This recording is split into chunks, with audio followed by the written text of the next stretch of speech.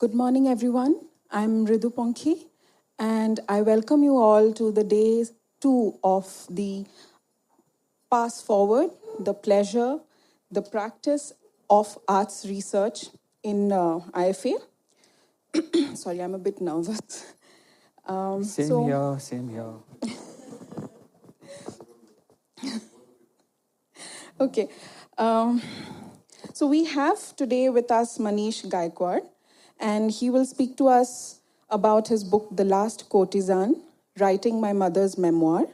This book is the outcome of the arts research grant that Manish received from IFA in 2018, which supported Manish to look into the lives of Indian courtesans and their families, tracing their roots in history to the current times. Drawing from his mother's life as a courtesan, his own experience of growing up in a kotha, and the personal stories of the other courtesans and their children across country.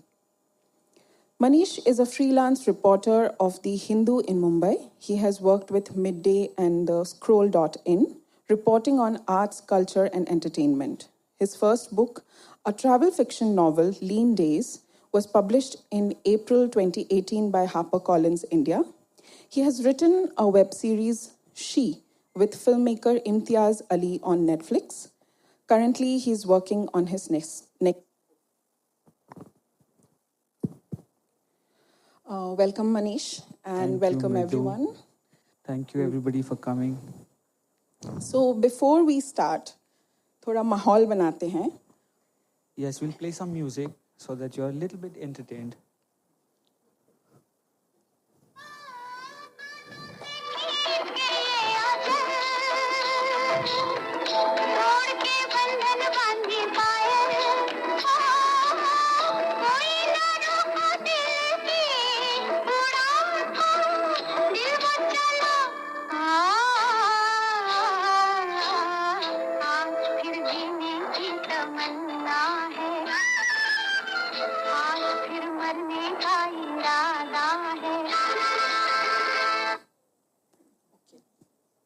That was just to bring you guys into a kotha where the journey starts.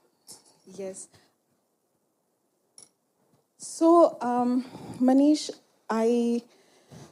when I read your book and I was preparing for this conversation, I realized that the intention with which you started on this journey changed midway. So I think that is where I would like to start. Like, what was the process of this book? What did you think? Why did you think of doing this? And when you approached IFA, what changed?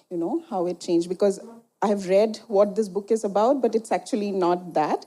It's so much more and also very different. So if you can just start with that, the process of this book. I would say the process of writing the book must have started somewhere in my head as a child, growing up in the kotha. But I mean, of course, it took a while for me to get to a paper and pen. What happened is in 2018, I met a filmmaker and I asked him if he was going to the queer pride march, and he said, I have not been invited as chief guest, so why should I go? And I felt like, why do you need to be invited as chief guest? It's a matter of pride. You should just go. So that set me thinking, and I went back home and I wrote a blog at around 3 in the night and I put it up. And in the morning, it went viral. And the blog was about my mother. It was about growing up in the Kotha. And I realized that it had connected so much with people that I could speak freely about it. I hadn't spoken about it before that. I was too busy with my own life, my own career, and I hadn't paid attention to that. So when it went viral, and then there was a website that asked me to write another piece, and then I wrote that. And that led to an agent getting in touch with me saying, do you want to write a book about this? I said, yeah, but who'll pay? Then somebody else said, why don't you approach IFA for a grant? I said, but that's for, intelligent people. Why will they give money to me to write something? That's more like a personal history. So then I got in touch and they kind of agreed and they gave me a substantial amount of money. But the idea was to go back to Calcutta and Bombay and write about all the women who were languishing because the art was over in mid 90s. I think it was over. So then I started the process. Actually, first I went to my mother. I said, "Would you like to tell your story now? Somebody's willing to pay us for it." So she said, "Yeah, but matlab purani baatein kya ukharna? Who is interested in this story now?" I said, "Let's talk to a few of your friends." So we went to a couple of kotas in the Baobazar district of Calcutta. And the women that I met were probably 100 years old. They would always start by saying, "Ab to sab khatam ho gaya hai." So when you start by saying, "Ab to sab," sorry, it means everything is over now. So when they said everything is over, how do I approach that subject? Like, where do I start and where do I go? And most of them were reluctant to talk about it. So I spoke to my mother. I said, they are hesitating. What do we do? She said, leave them. Unhe rehne do. Mere se baat kar le. My story reflects everybody else's story in a way. So I said, fair enough. Then I spoke to some of the children I'd grown up with in the Kota, and they didn't want to talk about it. And that's understandable. They have sort of found themselves entering mainstream society and they don't want to talk about it. So and then around 2009, end of 2019 and 20, the pandemic happened, the lockdown started happening. So I got caught up in Calcutta, and I had only my mother to talk to about this. So when I started recording her, I realized as a child in the Kota, I remember her putting on a tape recorder and telling her story, saying, "Ek din tu ye record sunega." And that time I didn't pay attention. I was doing my own studies. So I said, "Where is that cassette?" And she said, "Aap phek diya, abhi kya zarurat hai," and all that. So I said, "Okay, let's record you again." So this process of recording her went on for about 6 months. I spoke to her and then I started writing it down. But I started writing first as a writer because of my own background.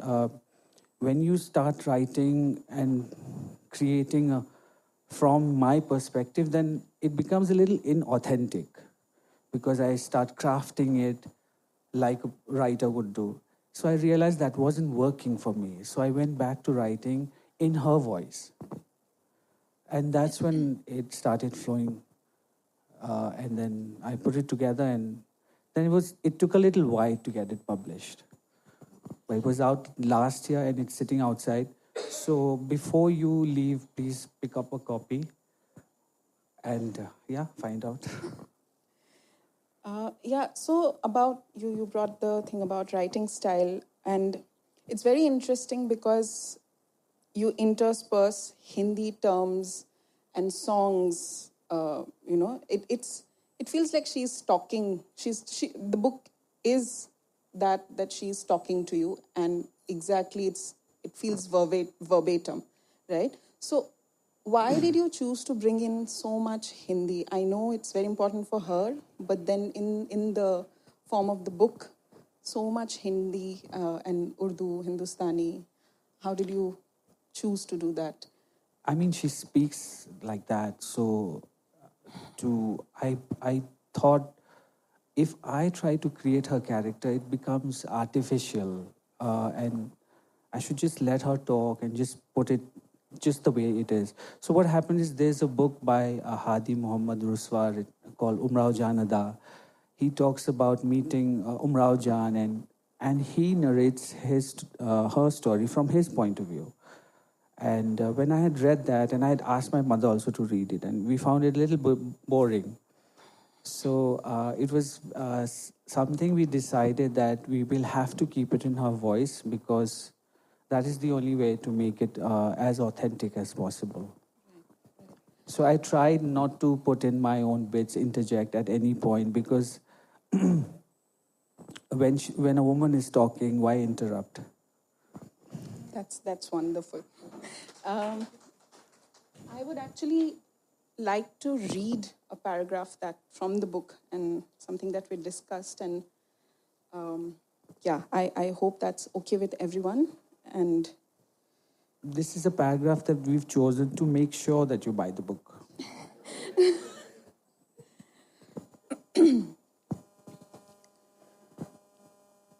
this is from the chapter Calcutta. One morning, I stepped out, went down the building, and was looking for a rickshaw when Pushpa understood I was going to the Howrah railway station. She came down and dragged me back inside, saying I could not leave. Why will you not even let me leave? I shouted. Where will you go? What will you do? She said. You will be torn to pieces by this world in seconds. Do you know who you are? I was aware of my reputation. I had earned it. I was a Baiji. Khangi ho, Randi ho, she shouted. Randi, she screamed and hurled abuses at me. A crowd gathered, attracted by the booming, harsh, and loud sound of that one word. I knew what it meant, but in her screaming voice, it came out like a radio announcement. Randi. It sounded horrible. I knew I had the power to stop any man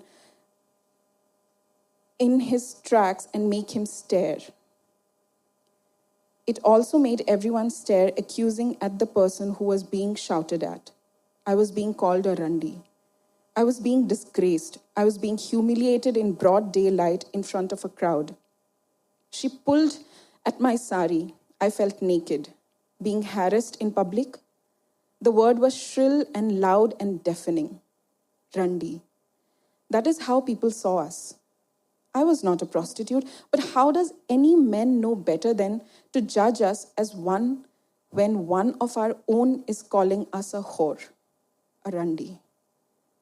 That was the first time someone had called me that name that I was not. In a public place, in an open street where strangers were walking by, most of whom stopped and stared at me. Their eyes burnt into me. My skin crawled. The light in the sky was too bright, too harsh. Being dragged back from under the clear blue sky was like being pulled into a pool of darkness, into a pitch dark cave where I belonged, where women like me belonged. It was a worse feeling than leaving, to be forcefully pulled back from escaping with the humiliation that I was no ordinary woman. I was branded a whore.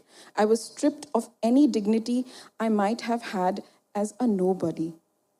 This was a sickening realization that I had no place in the world when I had just about mustered up enough courage to step out into it.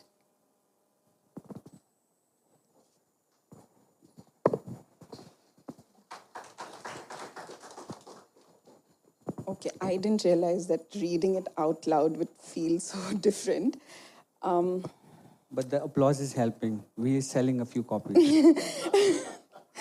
So actually, I reread this paragraph after we discussed yesterday, and I was thinking that when she's narrating this part to you, it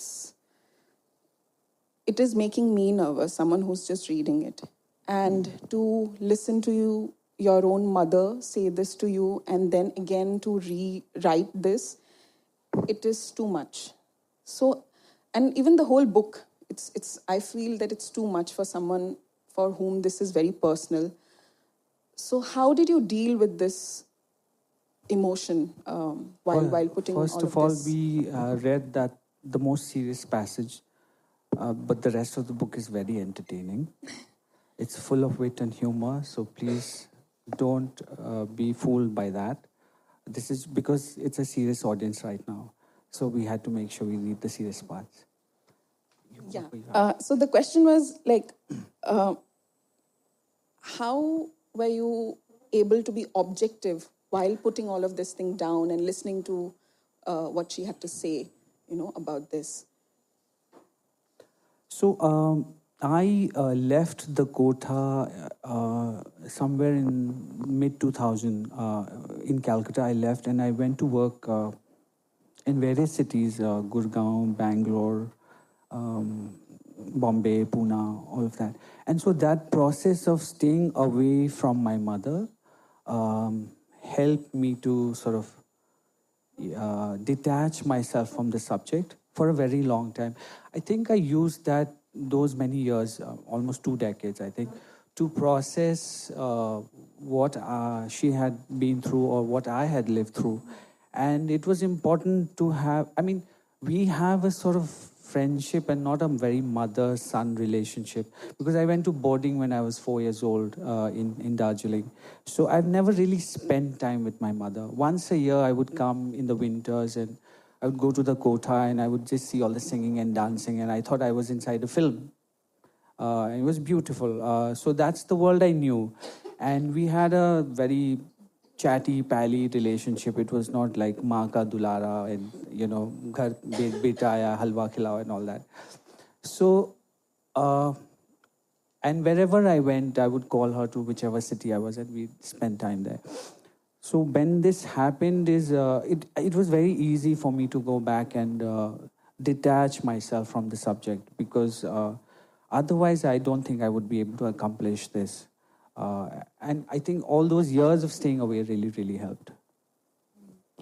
No, because, I mean, as you said, this is actually the only chapter and the only paragraph I feel which is so heavy. Very heavy. Otherwise, the writing is very matter of fact. She's just narrating a story. She's very funny, please. She's very funny. That's the only time I think she was very disturbed, because it's the first time that something so horrible had happened to her. But otherwise, she's very funny about all of it. Yeah. Because the writing is matter of fact, we know that. And she puts in her bits and, oh, मैंने आज ये गाने पे dance किया, इस मुजरे पे मैंने dance किया. Shall we play that song? So, but, and she talks about love in her life and the men who came to her and that she has been with. So how did she influence you? And I know it's a bit of a personal question, but her role in engaging you with the idea of love, what role did she have to play? You said that you have lived far away most of your life, but then, especially because this book came out during the pandemic, So to be coming back as an adult, being with your mother, listening to her life story and share the love of her life, the many loves of her life, how did it influence you? देखो, एक तवाइफ का दिल बहुत बड़ा होता है. And कोठे में everybody is welcome in a kotha. So I think she lived with a very magnanimous heart for all kinds of people from all walks of life. कोई भेदभाव नहीं होता. In fact, जात, पात, caste, religion, nothing matters in the kotha. So I grew up with that kind of ideology. In fact, I would go to the extent of saying my understanding of patriarchy is also a little skewed, because I grew up in a completely women-oriented, women-ruled environment. So, I mean, I think I also wanted to grow up and become a tawaif, but boarding school was a little difficult. They wanted me to man up. So that, I think that took over my desire to be a tawaif. So when you grow up in an environment which is like that, I think you imbibe some of it. And I've seen her being, I've never seen her being bitter about her life or the people who've come and gone. I think she understands that ye aana jana hai. It felt like there was no retrospective guilt, while reading the book. Yeah. it felt like that. And she didn't want to, also when she talks about the people that she's met and fell in love with and patrons, she didn't want to harp on the bad things. She didn't want to harp on that a lot. She wanted, I mean, I know for a fact that she wanted the story to travel. And she really understands that for any story to travel, it has to be fun and entertaining and humorous, because that's how they live their lives. You said that it felt like a film when you would go visit the kothas. And we... A Muzaffar Ali film. But we, outside, I mean, our ideas and the representations that we see, it's mostly Bollywood and the mainstream, right?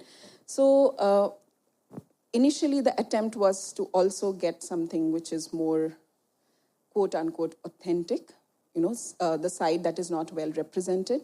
So, but in this book also we do get a glimpse of that. It's a very personal story. That's the reason. So what do you have to say about how the kothas, the tawais are represented? Because they are always in the border of, you know, being called a prostitute, always. And even till now, whatever we see all around us in all these Netflix series that we see around us, everywhere it's as if they're very glamorous. Their life is very glamorously represented, which is not the case in your book. And then, you know, they are as if they're sex workers. So what would you have to say to that? I mean, the book, of course, speaks about it in a very personal way. But if you have to put it out there. So the wives love the fact that they are shown so glamorously on film. But of course, that is not the reality. I mean, on a very basic level, they live in very shabby tenements with very bad sanitation, and I mean, there are hundreds of other problems to deal with. It's definitely not. But when they go to the cinema, they do want to see them being represented like Chandramukhi in Devdas or Aurum Raojan. Why not? Hum hi kyun dukh? I mean, why should we look sad?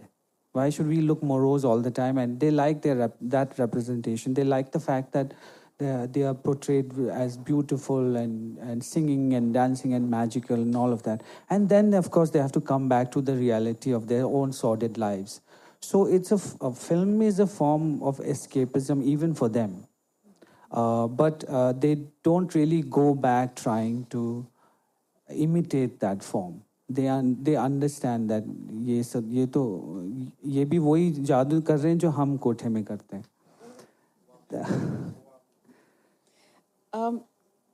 So what were the books and the archives that you were consulting? Because initially that was the idea behind it. So during the process of writing this book, what were some of the books and archives that you were consulting? So I'm not from an academic background, so I'm not that literate, so I didn't read any books like that. So when I started, it was essentially trying to meet as many people as I could. And I met a few, and I realized that it was not going to work out. So, and the only way of telling this story was to believe whatever my mother was saying. And I didn't want to sort of fact check, because it's a memoir. How do you fact check a memoir? And I also felt that if she's telling, even if she's fibbing a little bit here and there, I can catch her, because I also saw the same world. And through her relatives, through her girlfriends in the Kotha, I've known those. I've been a repository of those stories for a very long time. So it was actually very easy to put it all together, actually. Okay. I would actually like to now bring something from yesterday's deep dive session with Surajit. Oh, I didn't attend that, so sorry. I ran away from that.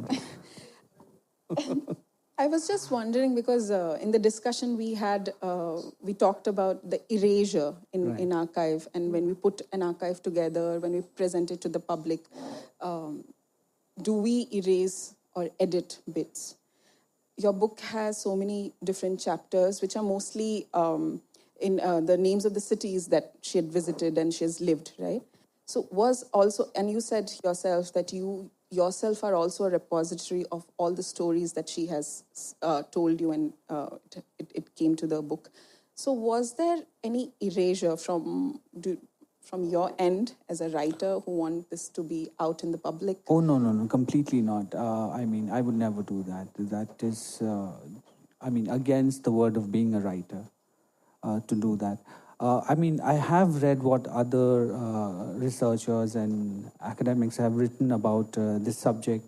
The thing is, when they go to meet people, they meet the wives or musicians, the erasure comes from the wives and the musicians' end, where they will be slightly inhibited in revealing or talking too much to a person they don't know.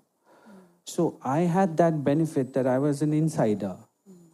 So, and I mean, the most important thing is to be truthful. So I can't like bypass that. Okay, so I think I would like the session to be open. I'm sure there are so many other questions that people have, but my last question is, what would you say to our audience so that they go out and buy the book? Why should they read The Last Courtesan? You know, all the songs that are mentioned in the book, there's a playlist of all the songs on Spotify. So while you're reading it, and if you're stuck and if you want to hear the tune, you can always go to Spotify and listen to the music. And it's quite entertaining like that. It is. I must say that I am a 90s kid, so I don't know so much music of the 60s and the 70s.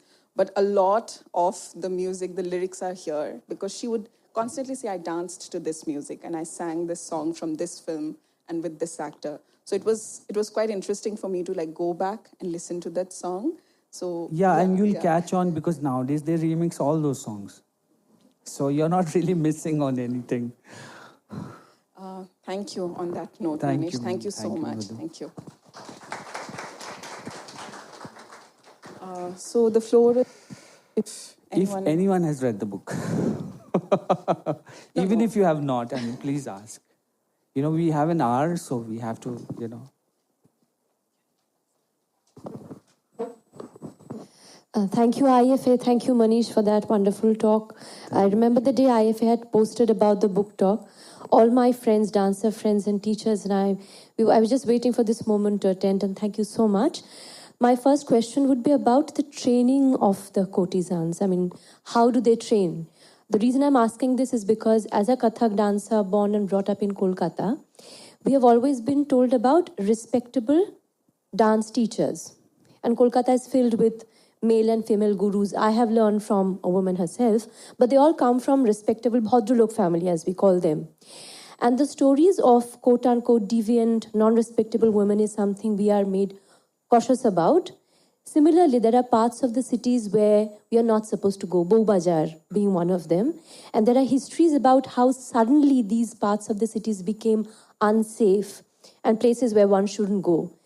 Because there were places for courtesans who are experts in field of dance and music, and suddenly they became synonymous with prostitutes or sex workers.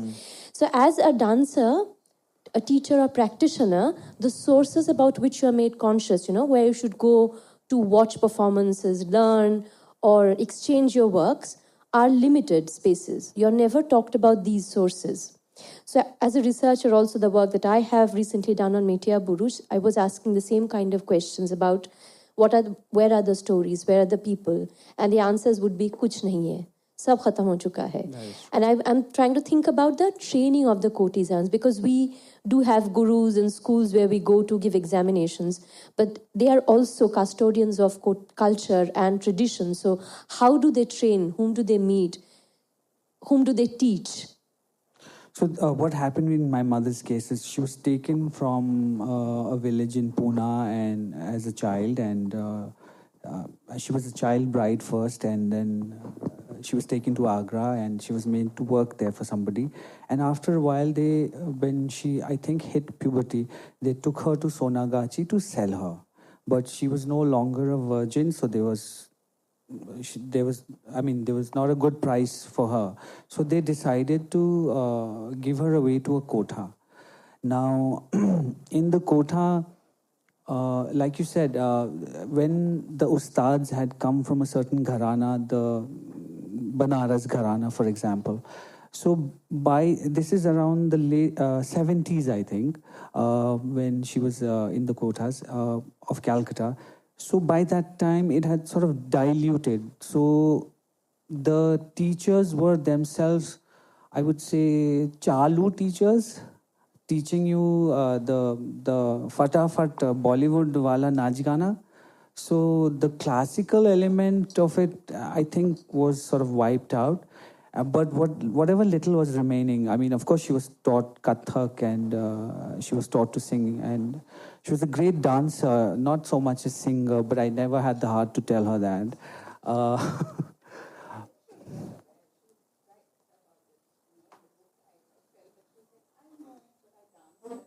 she was a terrific dancer. And she said that, jab main gaon mein, I used to jump around with my kid goat. I realized that I had the rhythm for dance. But when I had to sit with the ustadjis and do the riyaz, then I realized I was terrible at singing. But I had to make do. And so when the girls would sit together, they would be taught in groups. And so, for example, the easiest song that they learned was Hasta Hua Noorani Chehra. It's a quite easy song to sing for anybody who can't sing. And so then she mastered that. And then I think they have to sort of build a relationship with any one ustad. And by the time by the time I saw them in the 80s, the ustads were not some great teachers as such. They were also very chalu. And they were, like I said, everybody was doing Bollywood. Now, Bollywood had replaced the classical tradition of Kathak or even singing a Thumri or Dadra. All of that had been replaced by disco. So now it was Mujhe 9 lakha manga de rahe ho saiya diwane. So, so it faded out, yeah. And I mean, yeah, that's it, I think. And it doesn't pass on after that. It just dies.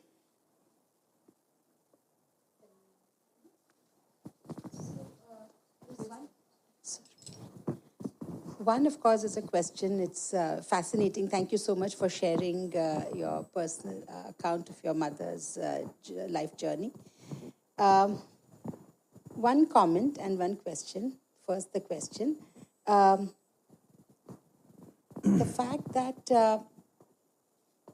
you think that the narration of the book should be in first person singular, in your mother's voice, would you have thought that a film on her would have been a better medium to share? Because then we would have had, not just the, I haven't read the book, of course, but when you're stressing on the fact that you would like the story to be told through your mother's voice and her thoughts, maybe a film, because you were anyways recording her, did that thought ever cross you that, a film may be a better medium?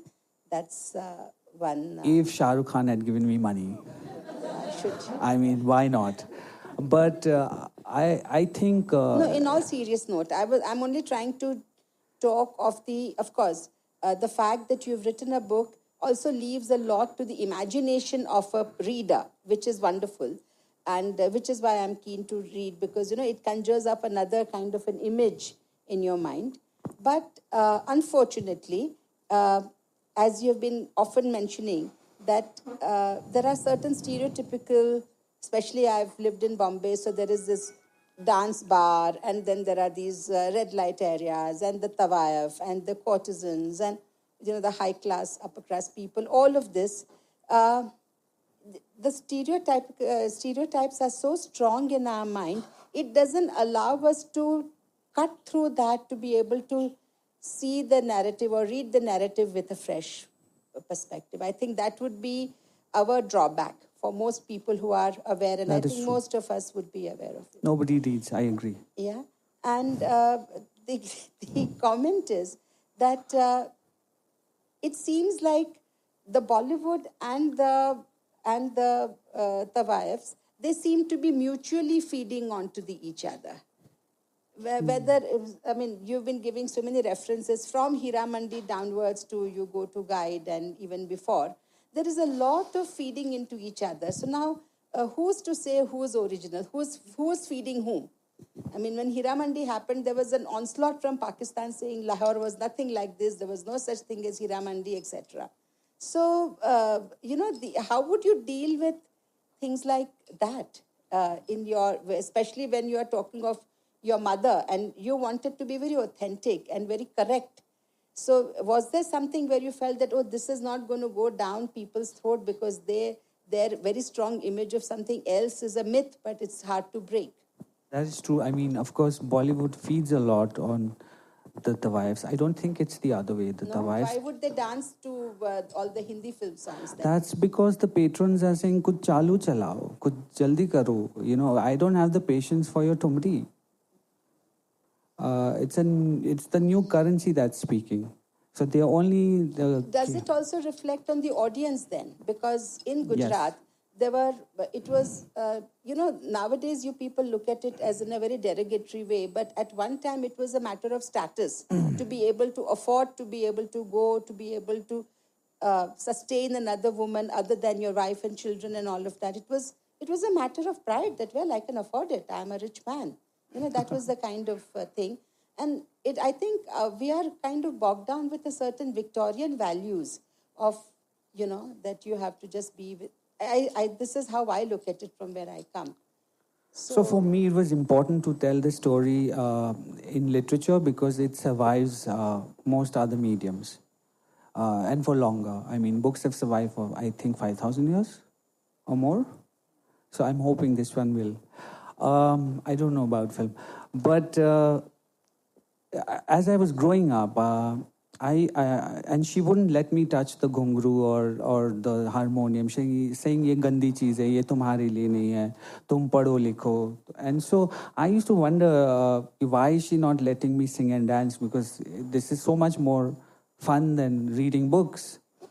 And at that time, of course, I didn't understand. But over the years, I kind of realized that I was becoming a writer, and maybe I would be the correct medium to tell her story. Because how else will she tell her story? Orally to me, and where will it go from there? I mean, we don't have the budget for a film, but eventually when it becomes a book, hopefully somebody will buy the rights and make a film. I mean, there is talk about it. But yeah, we're just waiting for the right person to bring it on the screen, and perhaps that's how it'll reach a wider audience, as you said. That's one way of looking at it. But I would still say, write it down first. So have you heard of this book in Marathi called Mi Mithachi Bawli? No. I, the Salt Doll. It has been translated by Jerry Pinto. Right. About a Maharashtrian girl who came to Bombay. Her aspirations were to be a doctor, and how life completely changed one night. And because she was a good singer, she was pushed into it to be able to earn money for the family, etc. It's quite moving, I think. You might want to read it. I will. I've heard about it. I've met Jerry. Now I'm name dropping. So I will look into it.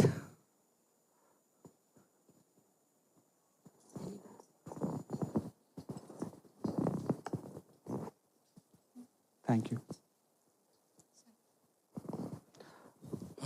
You were not supposed to be here. But I couldn't help it, because even though I haven't read the book, it's about writing about your mother. Yes. And that's the one thing that actually got me thinking, because I think all of us, but at least for myself, I can say it's a very mixed relationship. Right. So for all of us, the first sentence in the book is, I have entertained the thought of killing my mother. At some point, all of us want to get rid of them. But eventually, we all become our mothers. Well, there must be something to that. But what I wanted to, because of this mixed stuff in the head that goes around with the mother, and then when you're trying to write about her, even with her participation, how easy is it, or how it must be difficult, but like how do you keep yourself out of it when you're telling her story? I mean, it's so mixed that sometimes you don't know where she's entering till you may have written like 20 pages or more and suddenly realize, oh shit, but this is me, it's not her. That's why I wrote it in first person. I listened to the recording and I just typed it out. I usually tell people I have not written this book. This woman has written this book. I'm only the typist. Yeah, So I know what you're saying. I mean, there are points when she's talking and I sort of tear up also, and I have to hold the like I was recording on the phone, and I have to think, should I stop, because what she's saying is moving me beyond the point that I can't sort of hold my tears back. Then I look at her and I see the. I mean, she's so cheerful about it, even her misery, that I feel like if she's not, then why should I be? So I continue recording her, and so the thing is, the whole book is not from my point of view. There's at no point that I write from my perspective, except the introduction, so that you understand where it's coming from. So there is no way that I'm going overboard with it, and. It's just keeping, like I said, I mean, if she's talking, why will I interrupt her? actually, I'll now read the book. I think that's the only way to answer this one. Thanks. Thank you.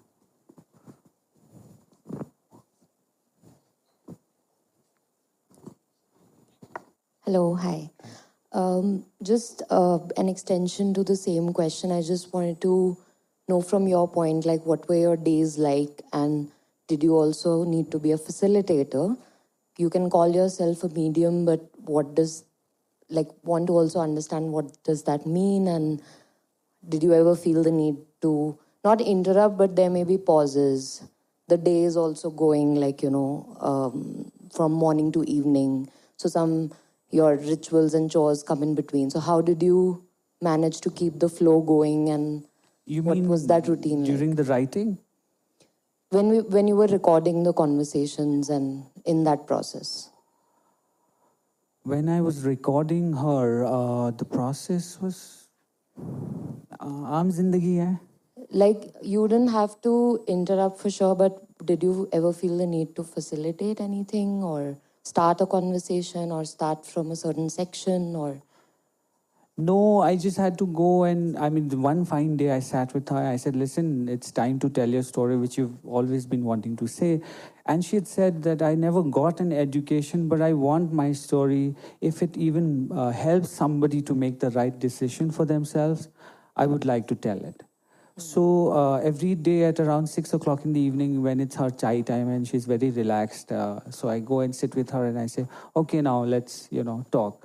And then she continues telling her story. And there are points where I'll, of course, ask a question or something. It goes on for about an hour. I don't stress her too much because, she has to watch her television also. So it's that 1 hour window I did every day for about 6 months. And then I didn't write then. I didn't write. So after it was done is when, of course, in the lockdown, what else do? You sit in a room and write. After the recording, then I start writing after... another 6 months, so about a year between the recording and the writing. Okay, thank you.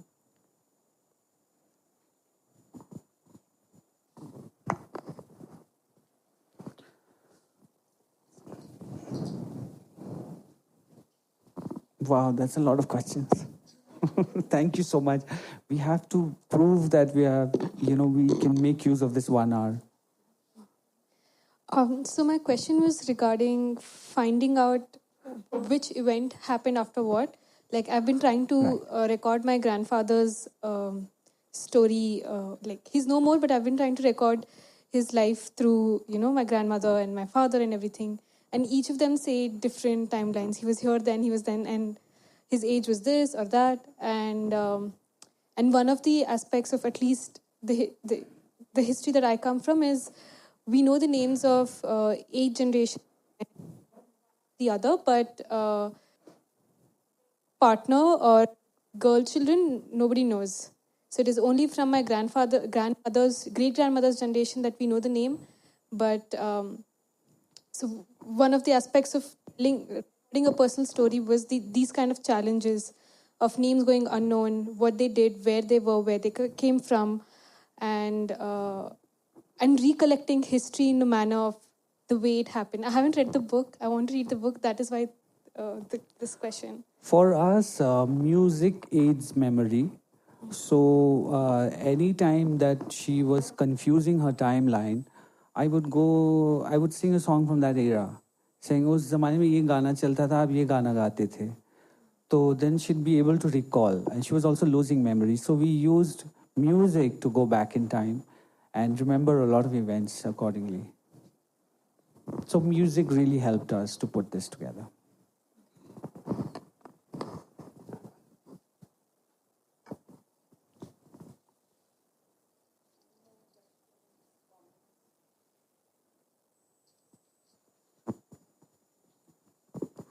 Thank you. It's something you already touched on, Manish, and thank you for the talk. It was really nice. Thank you for sitting throughout, all of you. As someone who's now, like, aside from the book you've written in films as well, and it's something that we touched upon on the talk and in subsequent questions. How do you think, Indian films have kind of reckoned with, the lives of sex workers or courtesans and quotas, like throughout the years, like we've seen, harsher stereotypical depictions and also nuanced depictions like Shyam Benegal's Mandi, and leading up to like modern depictions like Kareena Kapoor's film or Alia Bhatt's film or Sanjay Leela Bhansali's television show. I just wanted to understand like your perspective, like when you see them, what they make you feel, or do you feel the space for something, and how, especially considering film industry in general, or any performance arts in general, it feels like they should be a little more sensitive or more compassionate towards that world, because in general throughout history, now not as much, but throughout history, any performance art or acting has been considered quote unquote immoral profession, especially if women do it. Now not so much. Now people become stars, and they're revered. But I just wanted to get your perspective as someone who's now like worked in films or written on films.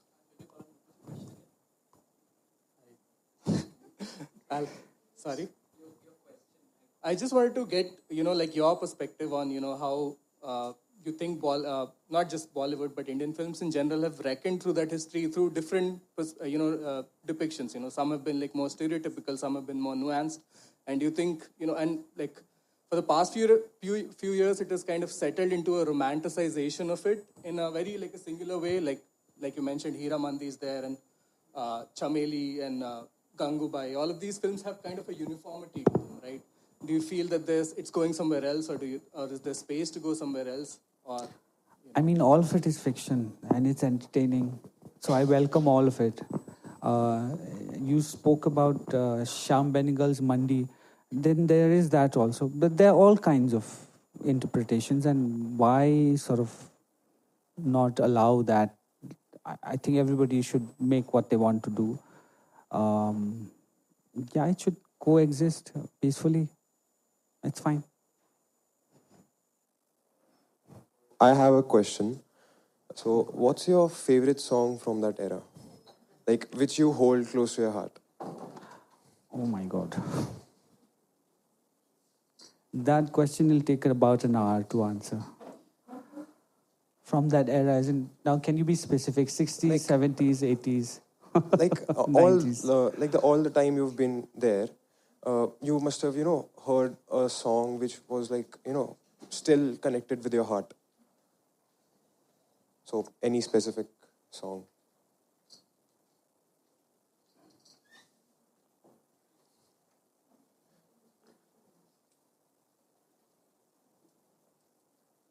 Can I say, मेरे हाथों में 9 चूड़ियां हैं?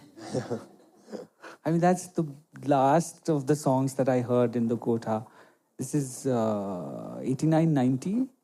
That's when it was really completely fading out. And this is one of the last songs which was the most requested by patrons. I think they all wanted to marry the tawaifs and make dulhans out of them and take them home, which was also, of course, very imaginary. It was not going to happen. But let's believe in the idea that that was also possible if the tawaifs want that. I don't think many of them did, but khair, किसी को पसंद है तो गा देते हैं.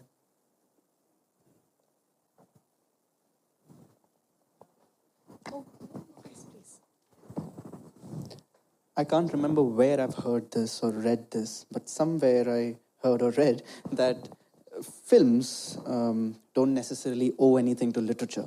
And in your response to an earlier question about how do you think Indian cinema has reckoned with sex workers over the years, you said that films, they can make whatever they want to make, they can show whatever they want to show, it's the filmmaker, right? So would you say that it doesn't matter what the films show?